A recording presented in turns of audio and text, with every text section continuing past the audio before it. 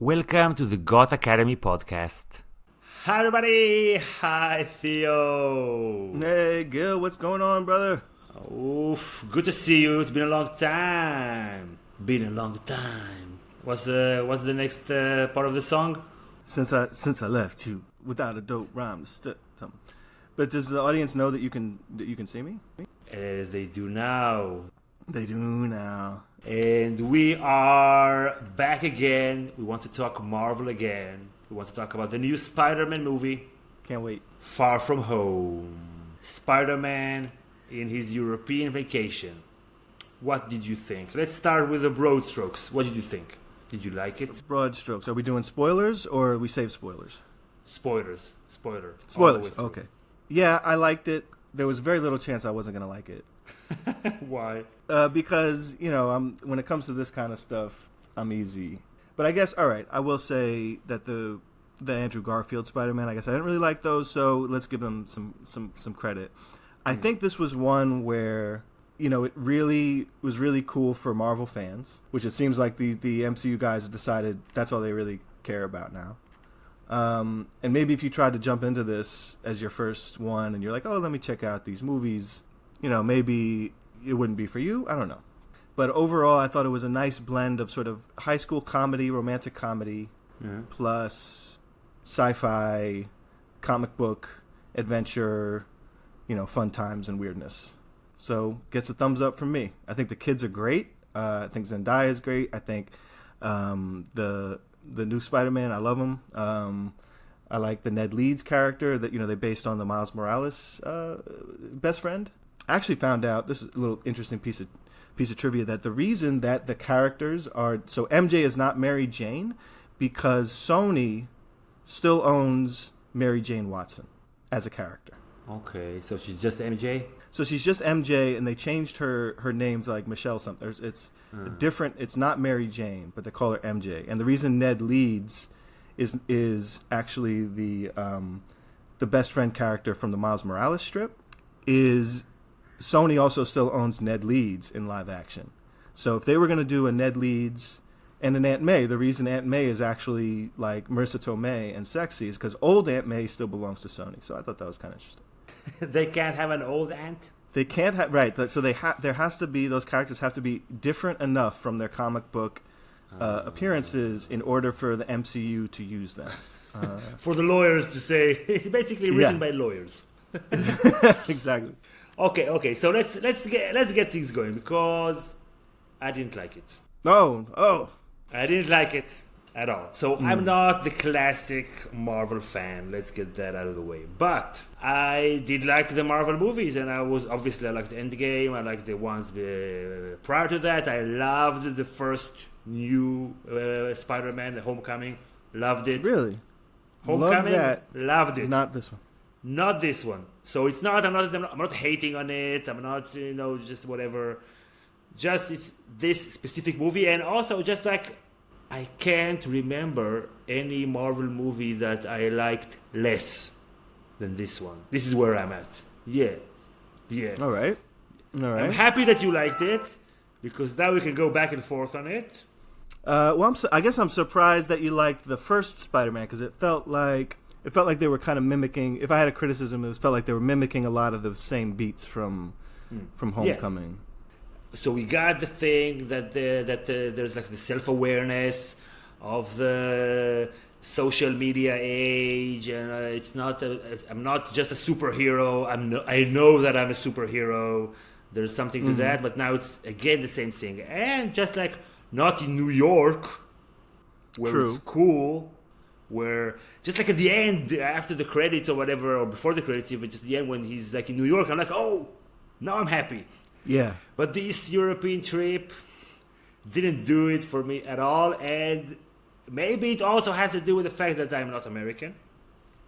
I've been to these places, or most of these places, and I feel closer to Europe in many ways than I do to America, and I didn't like the way that the European spots there were portrayed. I thought it was interesting. I thought it was silly.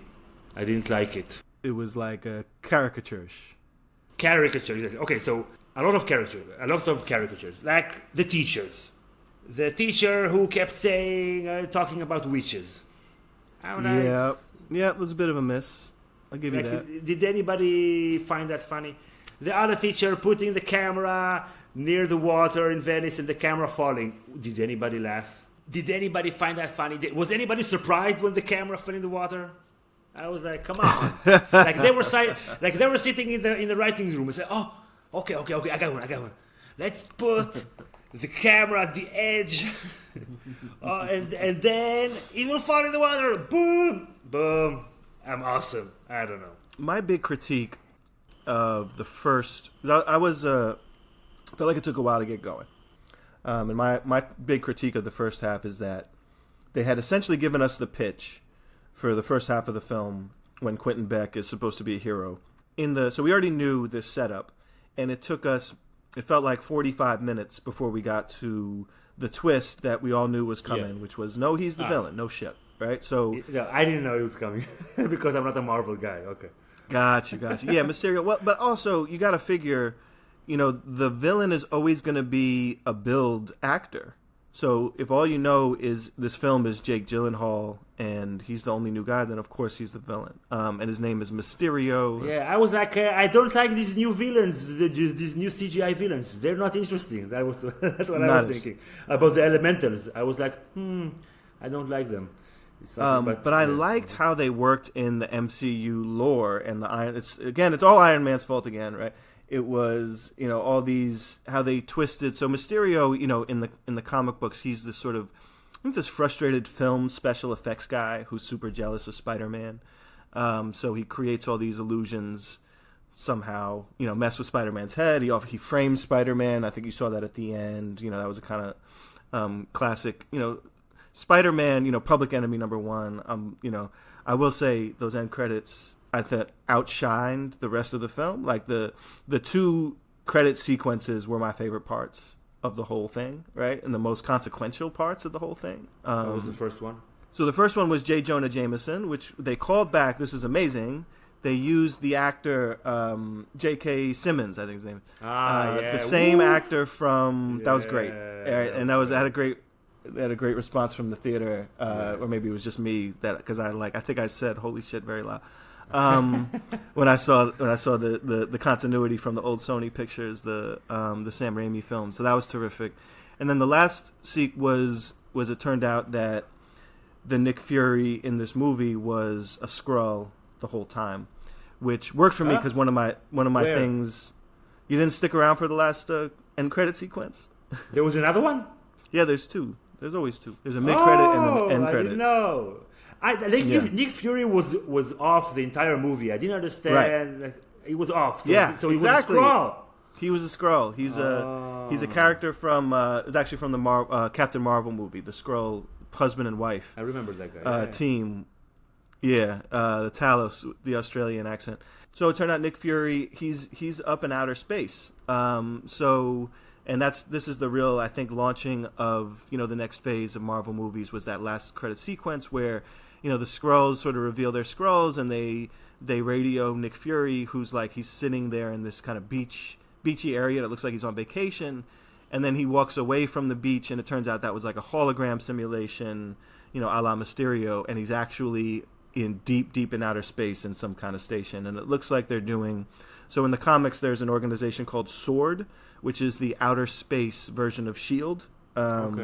So it looks like they're launching SWORD, and I think this next phase of Marvel movies is going to be very heavily space-based, which, it's exciting. Well, I think it worked as far as the Nick Fury did not feel like the right character or movie. Yeah. Right, I always felt like he was part of the illusion. I felt like he was part of the illusion. That's what and I was surprised that he wasn't. Yeah, well, part of Mysterio's illusion. I was like, so that's the guy.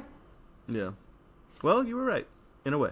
He wasn't Mysterio's illusion, but it wasn't him. Some more complaints. Okay, you go for it. So when Mysterio fights Peter Parker, and then Peter Parker gets hit by a train, and Mysterio just assumes that he's dead.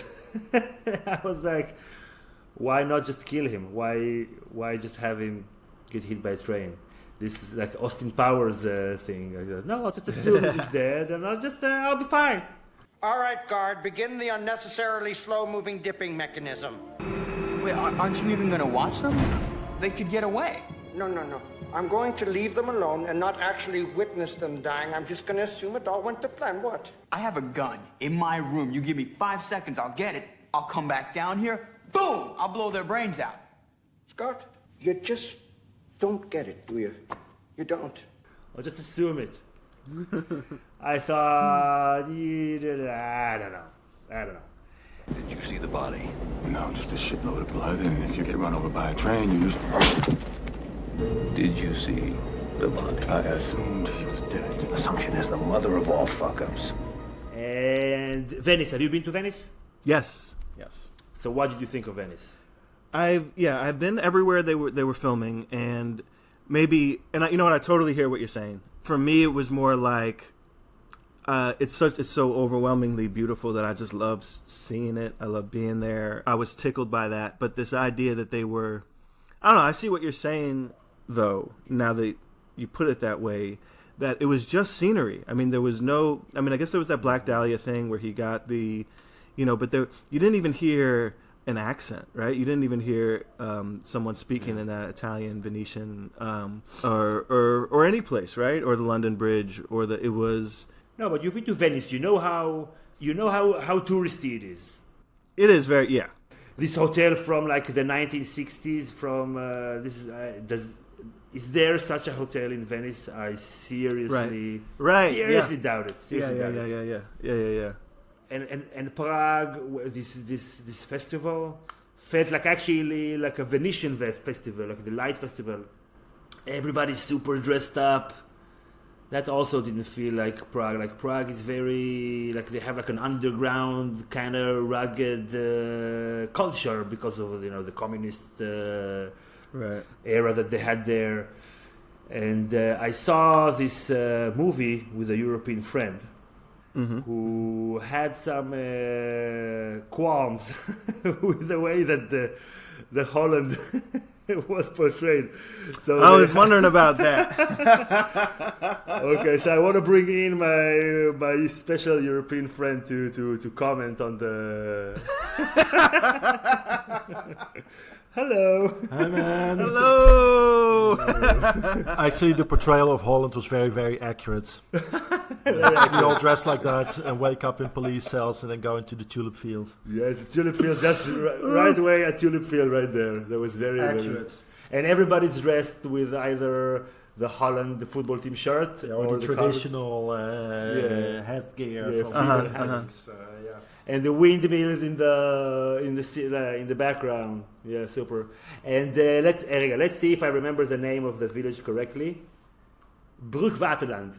Broekwaterland. Almost. Wow. Almost. Okay, wow. No, but he gave me the trick. It's Waterland is basically waterland. Got it. So now you also remember it. And Brooklyn is like Brooklyn, Waterland. Oh yeah. There you go. Brooklyn comes from Breukelen. Yeah, I think so. He can't hear you, by the way. Sorry. Rutger. He was being super excited and yelling in my ear when you were coming in. You couldn't hear it, but he was like really laughing. And Hi, man. Whatever. Welcome. I forgot. Welcome to Brooklyn. Thank you. Welcome to Brooklyn. Yeah, good to see you, man. Yeah, likewise. I thought of you when those guys popped up on the screen. You thought that looks accurate.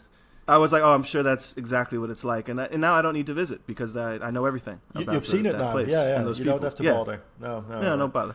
Yeah, those guys in the police cell, they're stand-up comedians, which are of intermediate fame, let's say. Intermediate. And so, did you feel like, were you happy to see them on the screen, or was it like, this is trash, this is garbage? Why am I watching this? I was happy to see them on the screen, but I also thought it was all kind of trash. No, I had a good time. Yeah. I enjoyed the movie, and but I was surprised by how silly the portrayal, especially of Holland, was. But basically, of all the cities, it was all just kind of weird, kind of silly. It's interesting, yeah, because I feel like what Americans, without realizing it, just showed our ass in that movie, right? It's like this is exactly what we do when we go to these places and go to the tourist areas, and these are the impressions we have, and like we're like, oh, that was fun. I've been to that place now, and our perspective was on like full display. Actually, so this is Rutger Vos, our friend. He actually liked this movie better than I did. But okay, I wanted to ask you: didn't Peter Parker have a crush on a different girl in the last movie? Yeah. Okay, so I wasn't imagining Liz or something, and yeah. So they did the. I mean, one interesting thing I was sort of realizing is the rom-com thing. I think this is actually the most successfully rendered couple in any of the Marvel movies, right? Like the one thing they've never done well in any of these films is a romantic relationship. And I see it for these two in a way that like maybe it's because I really don't like Gwyneth Paltrow, that I just can't get into her as Pepper Potts and care about her at all. But also the films don't care about her at all, right? They just use her when she's needed for some kind of manipulative moment, and then make sure she's not seen again. So it was nice to see like a fleshed out lead. Zendaya, I think, is terrific. She brings a lot to the role. It was a well-written character. I like that she figured out that he was Spider-Man. Like all that stuff landed for me. And also I think it's interesting. So she's not white, and she is the one who kissed him, and she was very active and had all these agencies. So that was refreshing. Yeah, from usual movies. Bullshit. Yeah. Of that ilk, yeah. Like, so there's a ton of diversity in this class, right? In this class trip. I mean, if you're going to do something that looked anything like Queens, it's going to look like this. So, and the obnoxious Indian guy that at the end his mom didn't make it to take him. That was I liked it.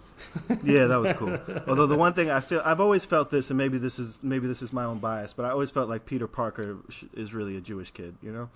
I always felt he should have been Peter Parkerstein or something. Like out there, come on, a New York City kid, Jewish kid with all those character traits, but whatever, you know. It's just like, okay, so I did like the twist, though I didn't like the way that he explained that Jake Gyllenhaal had explained it for like a solid 3 minutes. exposition crazy sequence. Yeah.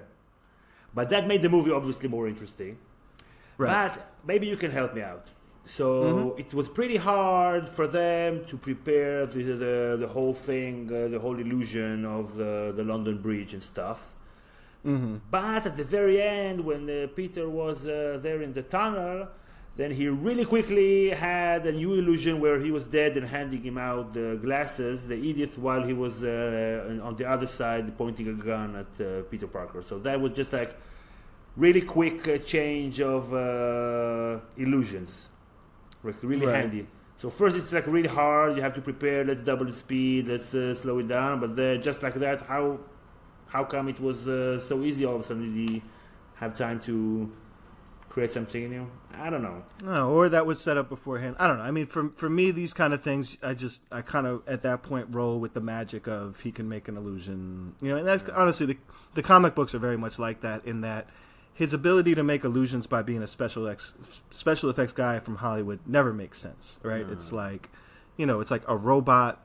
Like, what do you mean? Like, what do you mean? Or like, you can have a robot Hydra man in Venice? I don't think it holds up when you really subject it to any kind of.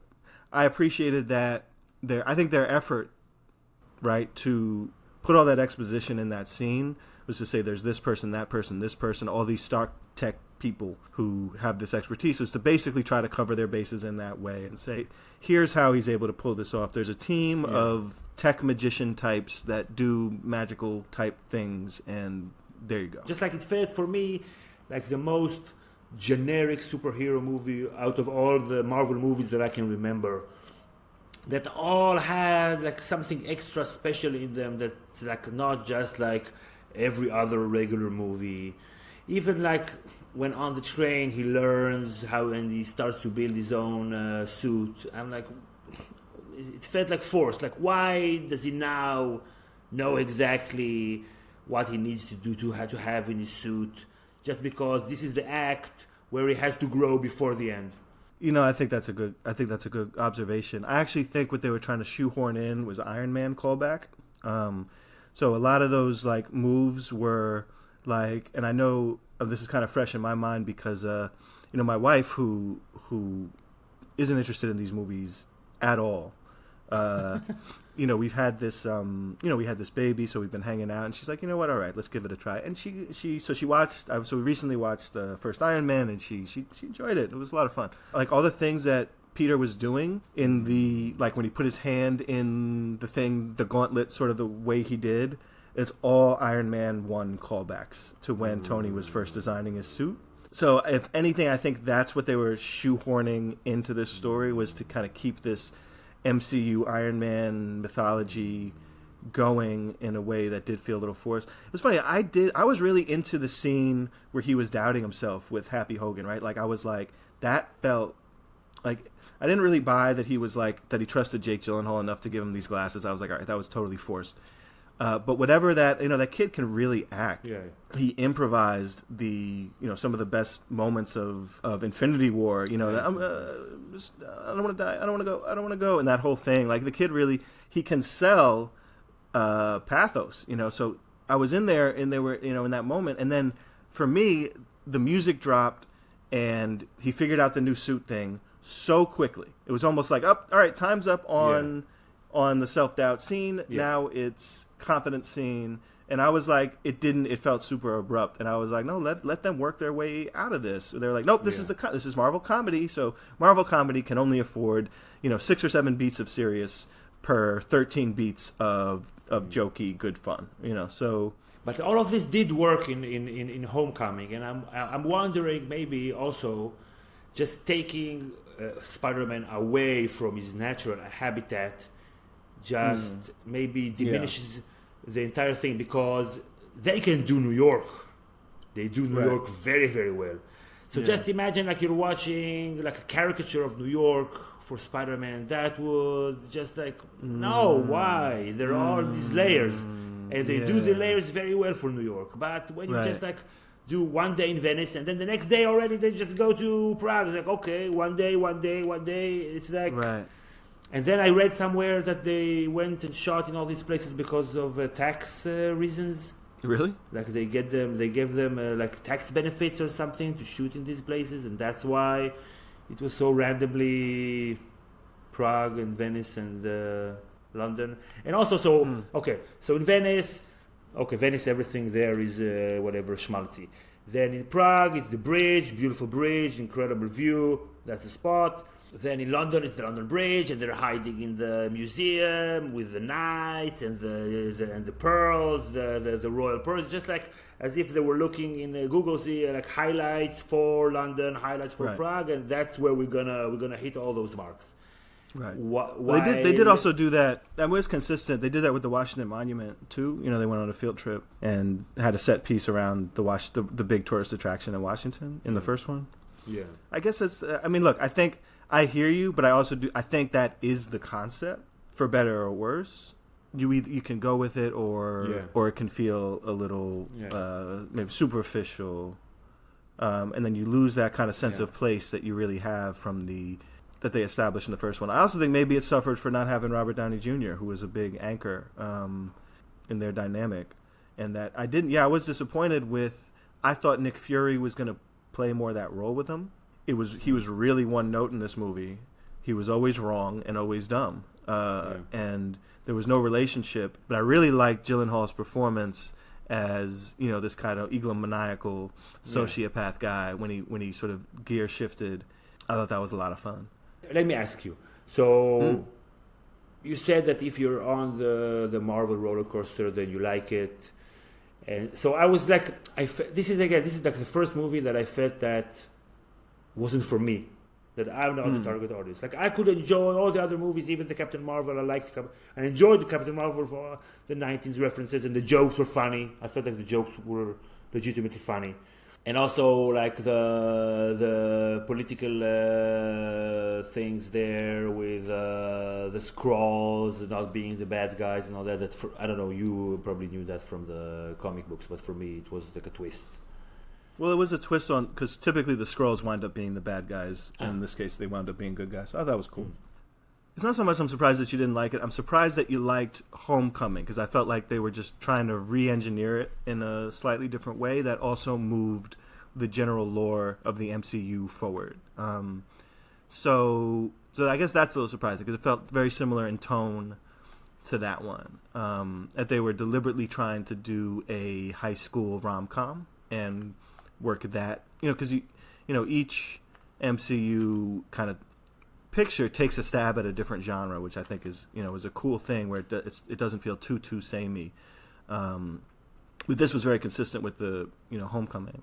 And we wanted initially to do Into the Spider-Verse review. Oh yeah, which I saw recently, and I loved it. It was incredible, incredible. I think that's the best Spider-Man movie ever made, like hands down. New York has a prominent role in both Homecoming and obviously Spider-Verse.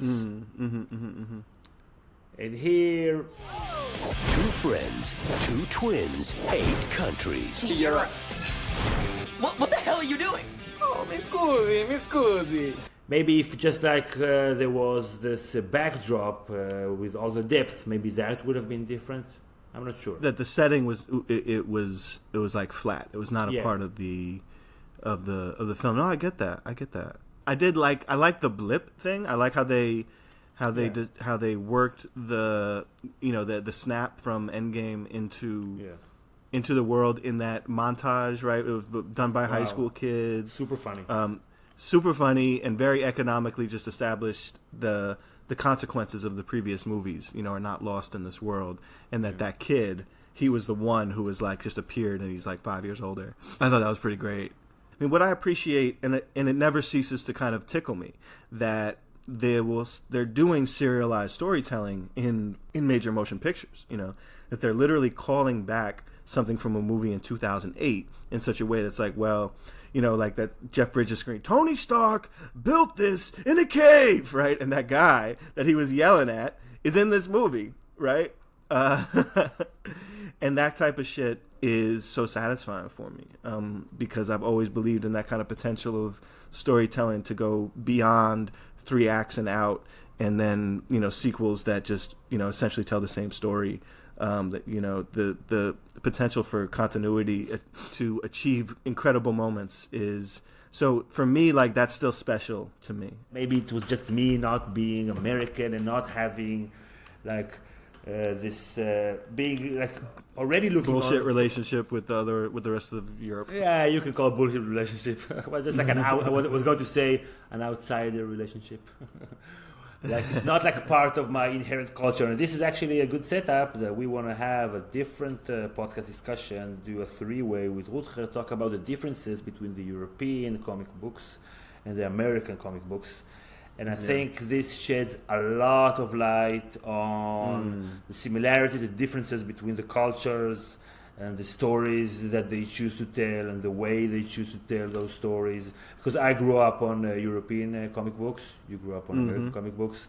Rutger also grew up on European comic books. I have 50 European comic books at home from all kinds of stories that are very, very different than the Marvel comic books. So I'm super looking forward to that. Yeah, I can't wait. I really want us to knock it out of the park, because I think it could be really, really like a special conversation that I'm really looking forward to.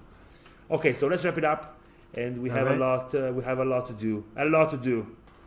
And we'll see you all next time. And if you want to follow Theo Gangi, he lives at. I know where you live. I remember your address. Or you could just follow me on Twitter. What is it? At TPRGangi. And Got Academy at got_academy. Okay, so thank you everybody. We'll see you all next time. Okay. Bye-bye. Peace.